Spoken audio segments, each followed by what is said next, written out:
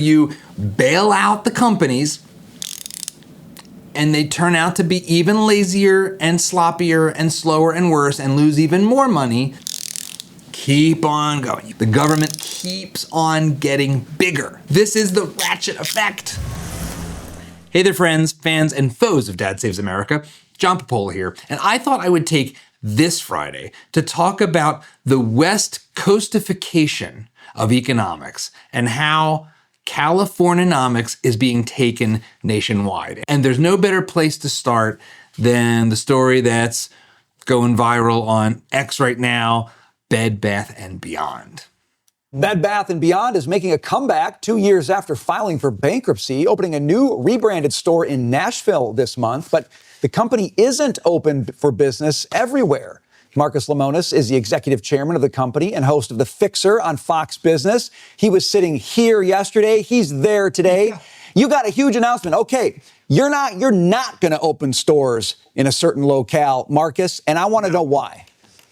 We made the decision to, as we start to open up stores again, we're planning on opening 300 over the next 24 months. We've made the decision to not open in the state of California. And while it was a big place for business in the past for Bed Bath & Beyond, when you look at the complexity, both on the real estate side, on the regulatory side, both on the product and the employee side, it's just too cost prohibitive to do it. And at some point, some business needs to take a stand and remind the state of California that while they keep reminding us that they're the fourth largest economy in the world, that's going to dissipate over time. So we are just going to serve those customers with our online business. The first thing one might say is, this is a publicity stunt by a Fox News host to try to drum up attention for the beleaguered Bed Bath & Beyond.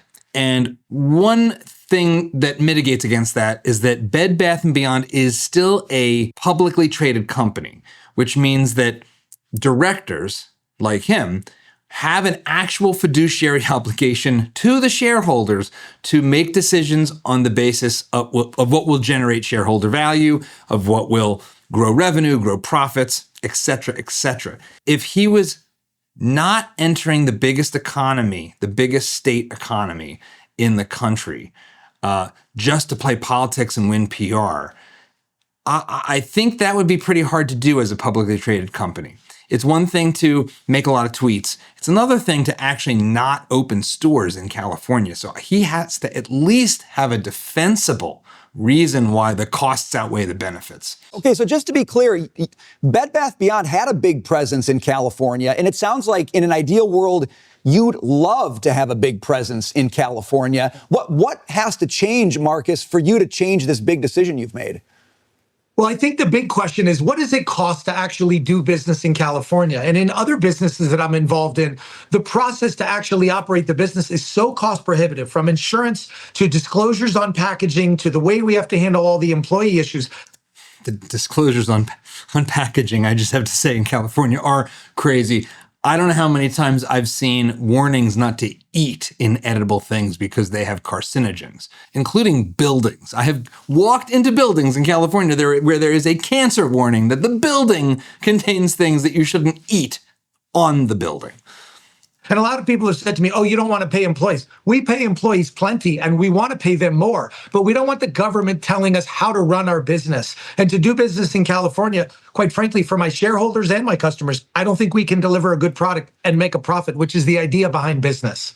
Gavin Newsom was quick to respond in ways that, he's got new social media strategies, I think, but when it comes to trying to make California look welcoming to business, let's just say this didn't help very much. So from the governor's press office, after their bankruptcy and closure of every store, like most Americans, we thought Bed Bath & Beyond no longer existed. We wish them well in their efforts to become relevant again as they try to open a second store.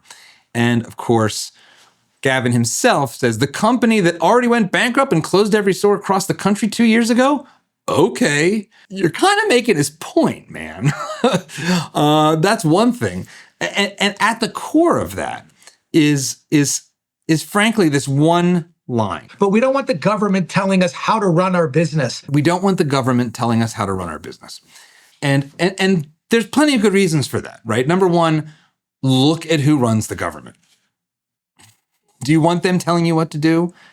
I think not. I didn't want them telling me what to do. In fact, I moved to Texas in 2011 precisely because I was living in New Jersey, which is just East Coast California when it comes to business and regulations and big government.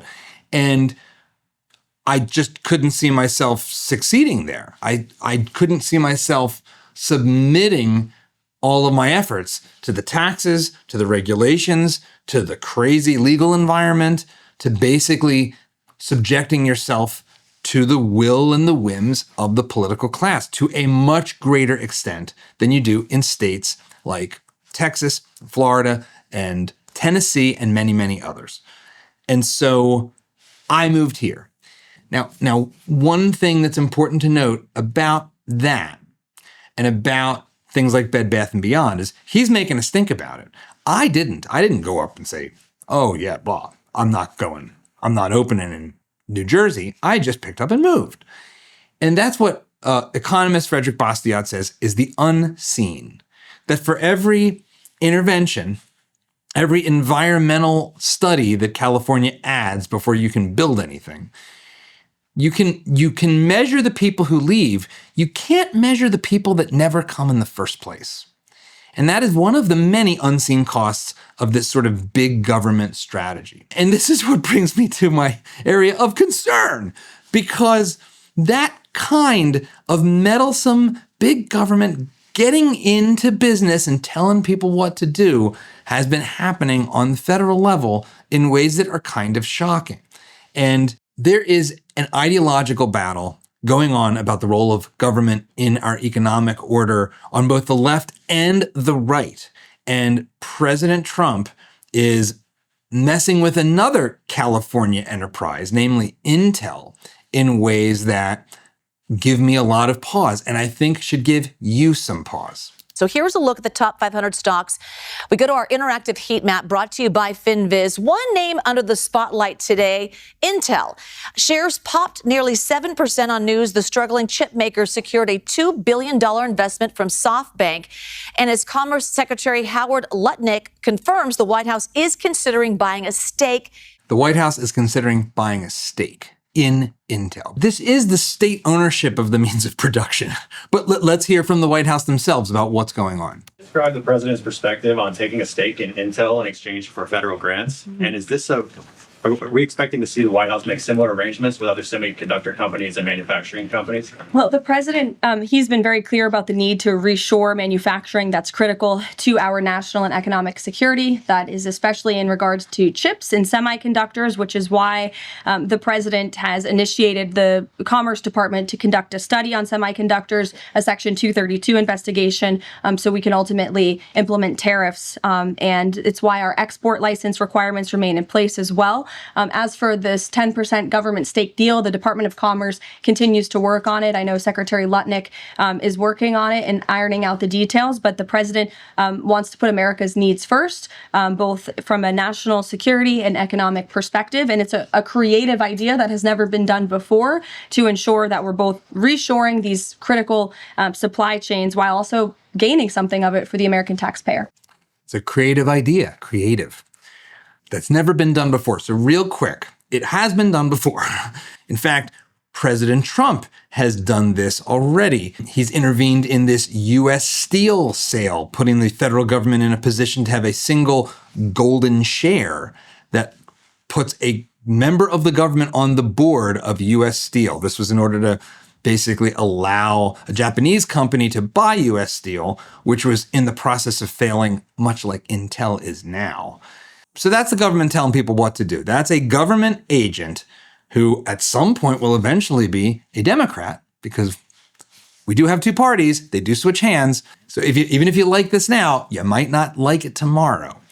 And more to that point, when I first started getting into all this stuff during the financial crisis of 2008, another not that small government Republican, George W. Bush, took an ownership stake in GM, trying to bail that company out as part of the various rescue packages and the too big to fail talk during the financial crisis.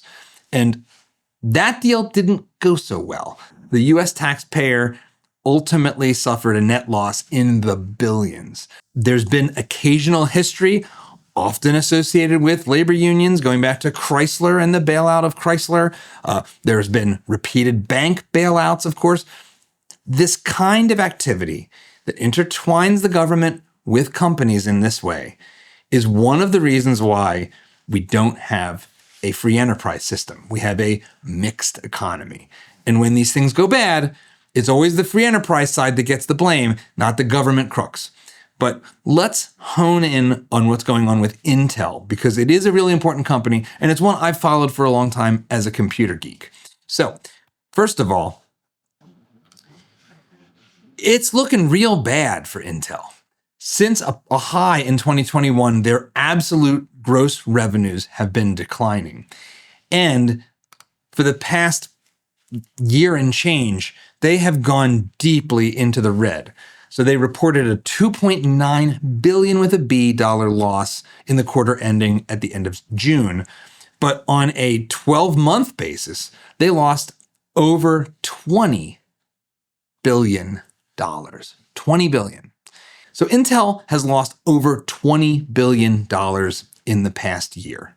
They are in deep, deep trouble. And that is the context for the Trump administration stepping in to intervene.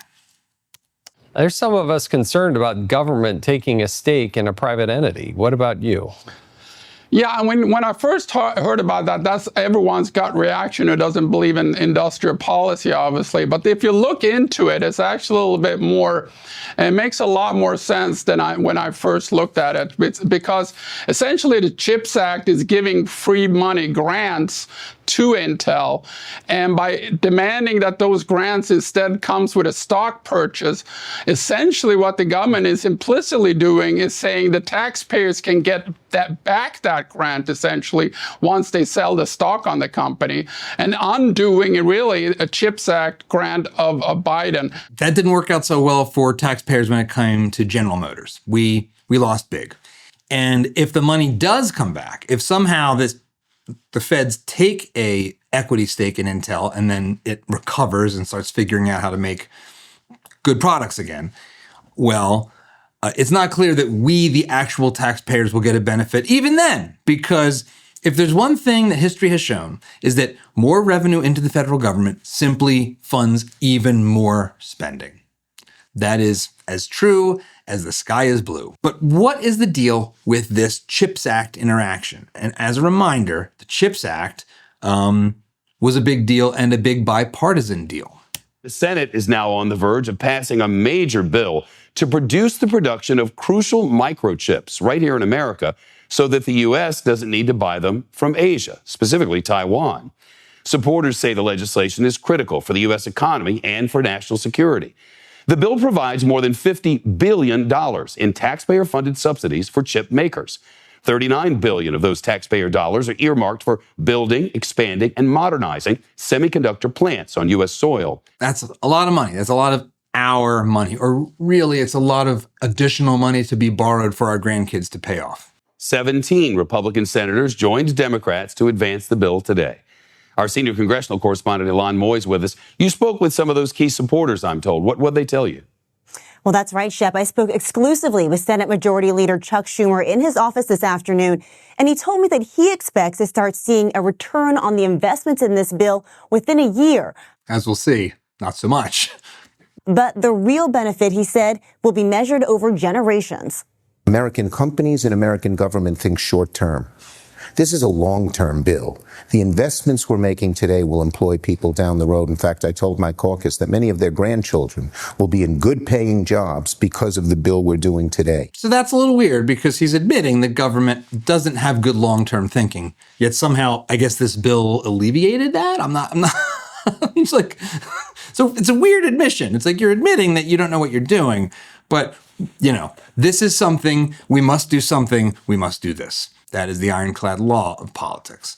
Now, there is one person on the left who you have to give credit where credit is due.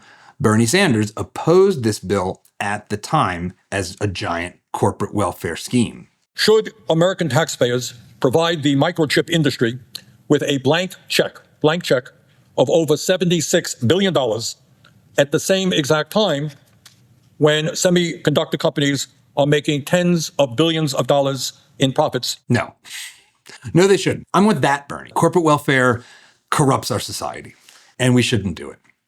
But nonetheless, here we are. The CHIPS Act was passed, and Intel proudly proclaimed that the Biden-Harris administration finalized $7.8 billion in funding under the CHIPS Act.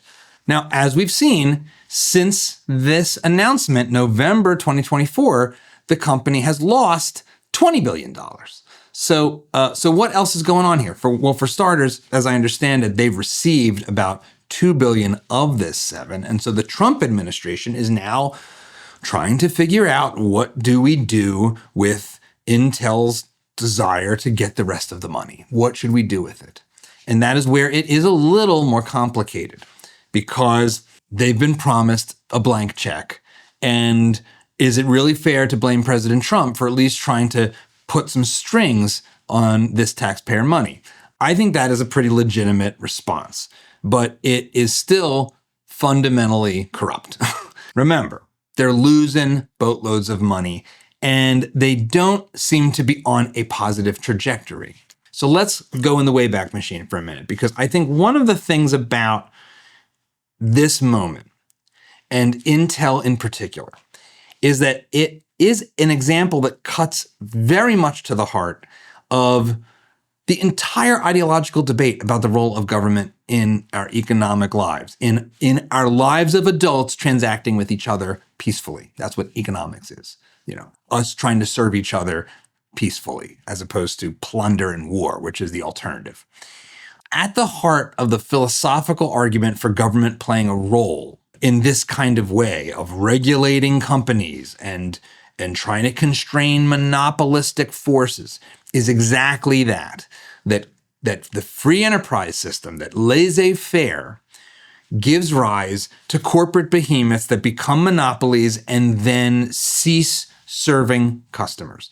That is the textbook thesis for government intervention in the economy. And Intel got about as close to being a true monopolist as just about any company in the United States that is not a government enterprise. So let's take a little trip down memory lane, because I'm a computer nerd.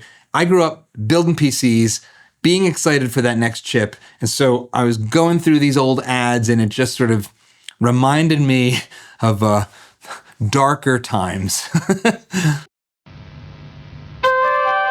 This symbol outside means you have the standard inside, that an entire library of software has been written to.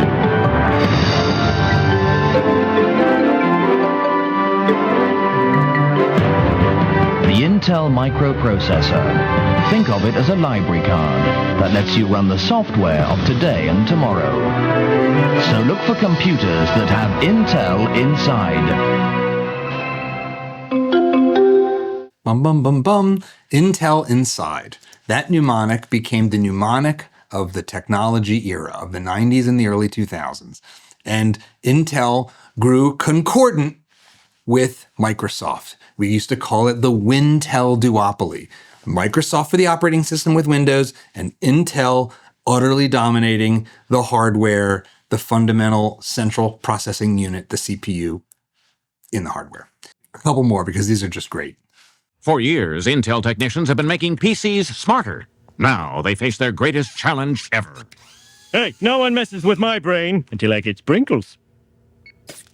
Suckers. Now anyone can have all the brain power they want. Just look for a PC with an Intel processor inside. By eliminating covalent inhibitors, we create triple-dense carbohydrates and thus the so-called super donut. Ooh. Many of you mocked my interest in the pastry sciences. What do you have inside? Boom, boom, boom, boom.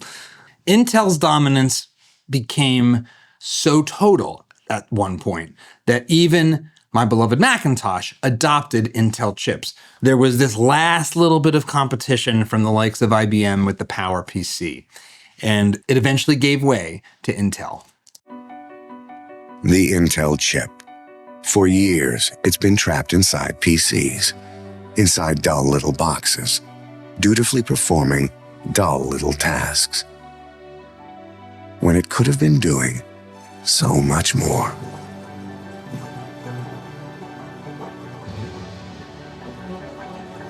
Starting today, the Intel chip will be set free and get to live life inside a Mac. Imagine the possibilities. This was it, the height of Intel's power. How did we get from there to a place where they are bleeding $20 billion and going to Uncle Sam with their hand out, ready to sell 10% of their company to Donald Trump's executive branch? How did we get here? Before I get to that, it's important to remember that Microsoft monopoly was super powerful and was one of the driving forces. No matter who you are, chances are that when you turn on your computer, the first thing you see on the screen is Windows. Microsoft's flagship software runs more than 90% of the personal computers in the world. Nearly everyone in the computer industry is afraid of Microsoft. For those of you that are younger, this sounds weird because you don't care about Microsoft. Microsoft doesn't even make an operating system for phones, the number one computing platform, which is really at the heart of the problem. But in the late 90s, Microsoft was the Goliath that had to be slayed. The Justice Department has charged Microsoft with engaging in anti-competitive and exclusionary practices designed to maintain its monopoly in personal computer operating systems, and attempting to extend that monopoly to internet browser software. And right around the same time, Intel faced similar probes. More on that major lawsuit against the world's largest chip maker, Intel. Bloomberg's Chris Valerio standing by with more. Chris? Hey, Margaret, let me repeat those headlines for you again. Intel accused by the United States, by the Federal Trade Commission of holding illegal monopoly practices. The FTC using some very strong language here, saying that Intel illegally used its dominant market position for a decade to stifle competition. Furthermore, FTC saying that Intel waged a systematic campaign to shut out rivals. Systematic campaign to shut out rivals. So here's what happened next. And this has happened throughout American history. This is the case study in why no monopoly, no matter how many network effects there are, no matter how dominant the player is, no matter how essential the technology or service seems to be, no monopoly naturally lasts. And there is a moment where it all changed. And this is it. In 2007, Apple announced the iPhone. This was at a time where the coolest phones were BlackBerries with keyboards, and to a lesser extent, Palm Pilots, also with keyboards, running very minimal operating systems with crummy screens and no meaningful applications other than email. Here it is, and this is a fairly famous, if you're a tech nerd, clip from then Microsoft CEO Steve Ballmer. Steve, let me ask you about the iPhone and the Zune, if I may. The Zune was getting some traction, and Steve Jobs goes to Macworld and he pulls out this iPhone. What was your first reaction when you saw that? $500 fully subsidized with a plan? I said, that is the most expensive phone in the world. And it doesn't appeal to business customers because it doesn't have a keyboard, which makes it not a very good email machine. And that right there, that moment, is your lesson in the natural death of all monopolies. They die by way of hubris, laziness, and ultimately slovenly stupidity. This was peak Microsoft, peak Intel. And now Microsoft doesn't have a phone operating system at all. Intel does not produce processors that can be used in phones. And this thing, these phones that are still nothing but a screen, are the single biggest computing device in the world. Having to make processors that fit in this is what killed Intel, because they didn't know how to do it. And rather than compete as the paradigm in computing shifted to mobile, they just doubled down on servers and very hot and high power drawing desktop processors. They got lazy. Every company, every person is prone to this factor. It is why natural monopolies don't exist. If you can have competitors, you will eventually be killed by them. That is just a fact. And that is what happened as then Apple, which Steve Ballmer is laughing at like it's a joke, ended up entering the silicon business and becoming maybe the best chip designer, along with TSMC in Taiwan doing manufacturing, that the world has ever seen. And this has been the result. Intel and Windows, but the Intel-Wintel monopoly was killed by free enterprise, by new products, creating new services for people, solving problems we didn't even know we had. And of course, creating new problems along the way, because this thing also has brought a lot of social pathologies into our lives. But nonetheless, here we are. It brings a lot of good too, except if you're Intel. So this is where we're at. And let's dive a little deeper into the argument from the Trump administration on bailing out Intel, because again, I think it speaks to the dangers we face in going along with this, walking down this road, in my opinion, and that of Friedrich Hayek's, to serfdom. And what steps you think either the White House or the administration might otherwise take to try to persuade or aggressively sell Intel chips to U.S. companies? Because one of the biggest issues about Intel thus far has been that they're not selling as many chips as they should. And the Biden administration actually tried to put some pressure on big tech companies to buy these chips. And a lot of those companies said, we don't think the chips are good enough. Think about that for a minute. The Biden administration, having given away billions of dollars to Intel, went around trying to jawbone companies into buying hot, slow, battery-hogging Intel chips. And they didn't want them. They don't even want them in servers because, as we know, AI and cloud computing are giant server power hogs. So actually, the constraints of this paradigm shift and trying to figure out how to get a lot more performance per watt of energy consumed has turned out to be really important for all computing, not just phones, but also servers and even desktop PCs, especially since most people have now moved to laptops as their primary computing device besides the phone. This is what happens. Andrew, the last thing we're going to do is take a stake and then try to drum up business. The stake would be a conversion of the grants and maybe increase the investment into Intel to help stabilize the company for chip production here in the U.S. There's no talk of trying to force companies to buy from Intel. But if you've got a manufacturing capacity that no one buys, does it help your country?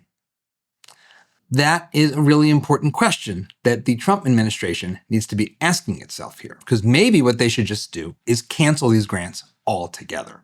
But no concern that, if you prop up a company that deserves not to make it, that it's just another example of almost too big to fail. Is Intel in the past, the government hasn't been great at picking winners and losers. But you think because of the foundry that Intel has, it's that important that the government actually helps to keep that viable? Joe, there are industries that we have to onshore. I think you and I are the only ones in this conversation old enough to remember the Arab oil embargo in the 70s and gas lines. And I would say that the single point of failure for the global economy is that 99% of the advanced chips in the world are made in Taiwan. And for national security, we have to stop that single point of failure. So that sounds reasonable, right? Oh, microprocessors are really important, and all of the manufacturing is happening in Taiwan, and all of the expertise and the labor that knows how to run these factories is all over there. And if we don't maintain that, we are ceding really important capabilities to an area that essentially is dominated by our biggest adversary. That's true. But what's happening right now is what Robert Higgs, economist and a friend of mine, calls the ratchet effect. And I have my little prop here, my ratchet. It's the ratchet effect. What is the ratchet effect? The ratchet effect is you make an intervention and then you don't undo it. It only goes in one way. So you bail out the companies and they turn out to be even lazier and sloppier and slower and worse and lose even more money than they were even projected to. And then you don't keep going. You keep on going. You keep on ratcheting. The government keeps on getting bigger, keeps on getting more involved. Now we're taking seats on boards of US Steel. Now we're charging NVIDIA and AMD a VIG for selling chips to China, which is another thing that's been going on in the chip news, is that the Trump administration is saying that we're going to take a 15% cut of every chip that gets sold to China, which I thought we didn't want to be selling these chips to China, but I guess because they're older, it's okay. This is the ratchet effect. And his mention of the oil embargo is telling, because there was an oil embargo in the 1970s, but it didn't cause lines around the block everywhere. It mainly caused them in the United States. You could still buy gas quickly and easily in most other parts of the world. And the reason was this.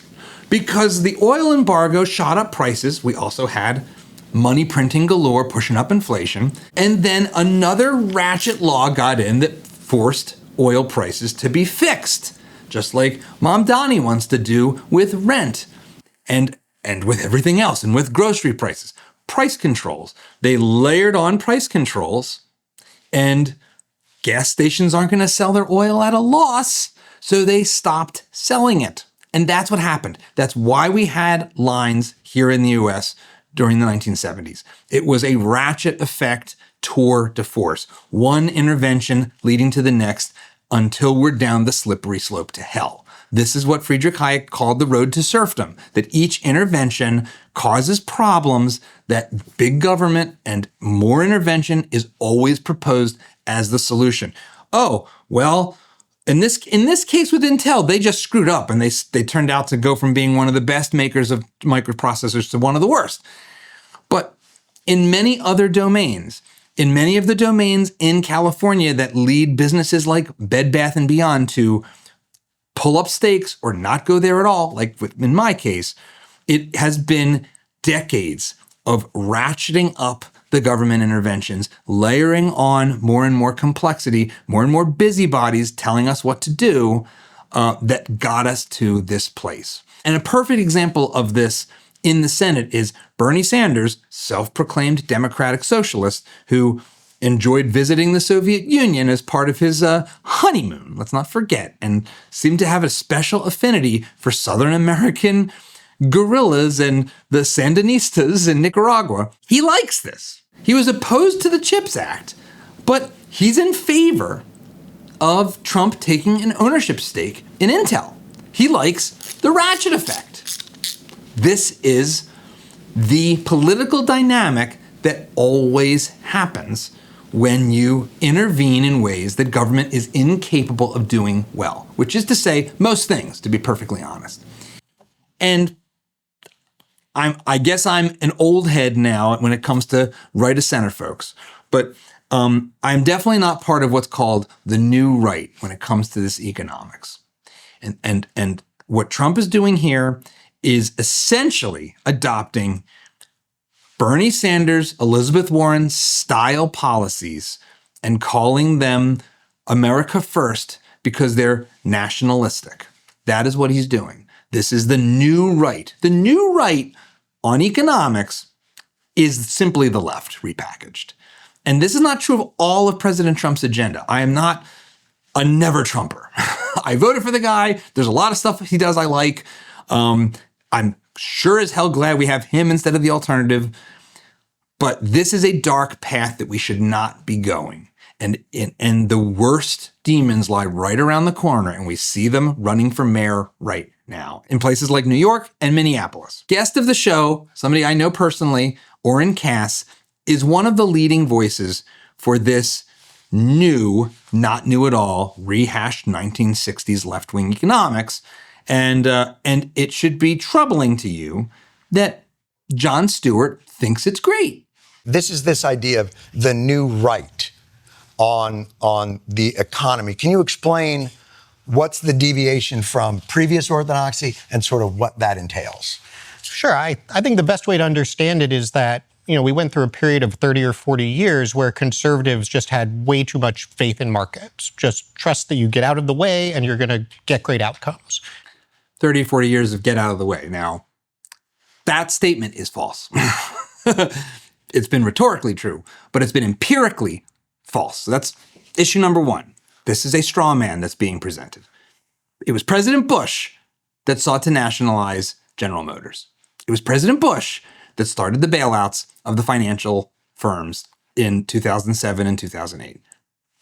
Let's not forget, we haven't had 30 years of laissez-faire economics. That's bull. And markets can give you great outcomes, but they don't guarantee great outcomes. And so conservatives have been seeing, especially over the last decade, a lot of the things we care about, things everybody cares about. Do jobs pay enough to support a family? Right. Are we too dependent on China for everything? Can we make computer chips in this country? Here we go. See, this is a core part of this agenda. Markets were perfectly happy to give us really bad answers on those questions. And so conservatives are starting to say, well, wait a minute, we actually have to care about this and we have to be prepared to do something about it. I've listened for years. The reason we can't do sort of social engineering or social policy or redistribution of wealth is the government's not in the business of picking winners and losers. That is now off. The new right is saying, actually, we do. Yeah, I think that's right. The new right is saying, actually, there are some things we really want to see win. And that's what politics is. What would politics be if you just pretended you sort of didn't care about anything? You'd sort of have a lot of the very uninspiring Republican politics of the last few decades, I would say. Why does this resonate? Because it clearly did. And in fact, when I had Orrin on the show to talk about trade, I had an opponent of it, Scott Lincecum, on. And even on this channel, Orrin's episode was way more popular. And I understand why, in part, when it comes to trade in particular, because it's hard to get your head around the benefits from trade when it's rhetorical in the abstract. We like it when we have cheaper goods. We don't like it when we see jobs go away because textiles or consumer products like small electronics and household goods end up being manufactured overseas. I understand that. That's pretty straightforward to understand. But the picture being painted is based on incorrect assumptions and heading us down a place that we have historically already gone and will go worse. We will go here. And one of the ways this will really crank on us is because our politics do matter. And what the Overton window is matters a lot. The sort of range of debate in the discourse. If the right-wingers abandon free enterprise and say, yeah, we should go in on sort of 1960s style, interventionism, well, now you're just Elizabeth Warren. So are we just fighting about woke colleges now? And otherwise we basically agree on everything? We don't want that. That isn't going to work. And that is what I fear in what's happening right now, is the moral case for freedom and free enterprise is being lost in rhetoric. That's all fancy rhetoric. It's all bullshit. It's all bullshit because we don't have a free enterprise system in this country. We have what the French called dirigisme. This is a term you've probably never heard, but I came across in my halcyon days of econ geekery after the financial crisis. You could say that this is just another word for what's been called economic fascism. But fascism is basically just a nonsense word today because I guess I'm a fascist. Everybody's a fascist. If you like Sydney Sweeney, you're a fascist. So fascist is a useless term in our discourse. This is the mixed economy. This is from Wikipedia, and it's actually a good description, basically, of every economy since World War II. Dirigisme is an economic doctrine in which the state plays a strong directive role with its policies, contrary to mere regulatory or non-interventionist role over the market economy. As an economic doctrine, dirigisme is the opposite of laissez-faire, stressing a positive role for state intervention in curbing productive inefficiencies and market failures. This is the blackboard economists that think that free minds and free markets have all these flaws. Oren even talks about this. Oh, we don't always get good outcomes. What did he say exactly? And markets can give you great outcomes, but they don't guarantee great outcomes. This is academic gobbledygook because, of course not. Of course not. Nobody's guaranteed success. No, everybody gets a trophy is not the way real competition works. Intel was flying high and now it's in the pits. Markets are just people. People start companies. People work in companies. People buy from companies. What we're talking about at the end of the day is people. Free people. Being free to decide where to work, whether to work there, for how long, and what to make, where to live, what to buy, at what price. And the more choice we have individually on all of those fronts, in general, the better. Having some third party in the state capitol or in Washington, D.C. decide what job I can't get and what product I can't buy and what service I'm not allowed to use is the path to corruption. It is dirigisme. That is what we are. So the problems we face today are particularly in healthcare, education, and housing, which are the areas that are causing all of our families the most pain. These are very heavily government regulated sectors. That is the facts. That is reality. They aren't laissez-faire, free enterprise industries.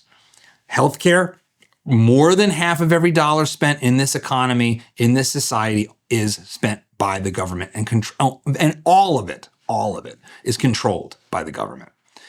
That's a fact. So if you're angry about healthcare, and you should be, we don't have a free enterprise system in healthcare. We have dirigisme.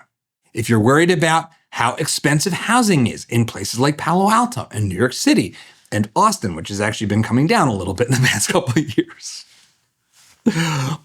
that's because there's massive government regulations that prevent new building. In fact, even Gavin Newsom admits that to be true.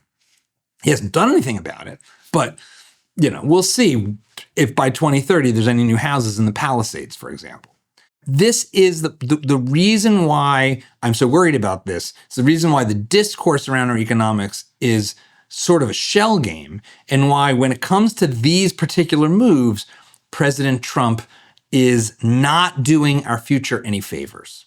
I'm an Italian American. I'm an American, but I'm of Italian descent. And this stuff reminds me of something from some of my favorite movies. You've got a problem, and you call on the guy with guns to help. Hell, look, maybe you could come in with me, take a piece of this joint. It'd be good. What are you talking about? What do you mean, the restaurant? Yeah, this is a classy place. Look at the layout. When you've been in there a million times, you know what it looks like. I'm begging you. What can I say? What am I going to do? What do you want from me? I don't know nothing about the restaurant business. Nothing. All I know is to sit down and order a meal. I don't know how to make a restaurant. Yeah, and the Commerce Department doesn't know how to make advanced microprocessor technologies or compete at 3 nanometer fabrication of silicon. That's a fact. But once you invite Big Tony into the game, it doesn't go the way you think. You get this. And this is useful for more than just ratcheting, as you can see. Now the guy's got to come up with Paulie's money every week, no matter what. Business bad? You pay me. Oh, you had a fire? You pay me. Place got hit by lightning, huh? You pay me. Can I get one of those TVs? Nah, I'd be so you've been breaking your whole life. Also, Paulie could do anything, especially run up bills on the joint's credit. And why not? Nobody's gonna pay for it anyway. And as soon as the deliveries are made in the front door, you move this stuff out the back and sell it at a discount. You take a $200 case of booze and you sell it for $100. Doesn't matter, it's all profit. And then finally, when there's nothing left, it's shame. That's the CEO of Intel 5 years from now, let me tell you this. When you can't borrow another buck from the bank or buy another case of booze, you bust the joint out. You light a match. Reaching anything? You look like you're decorating a Christmas tree, you frick. You don't know what you're doing.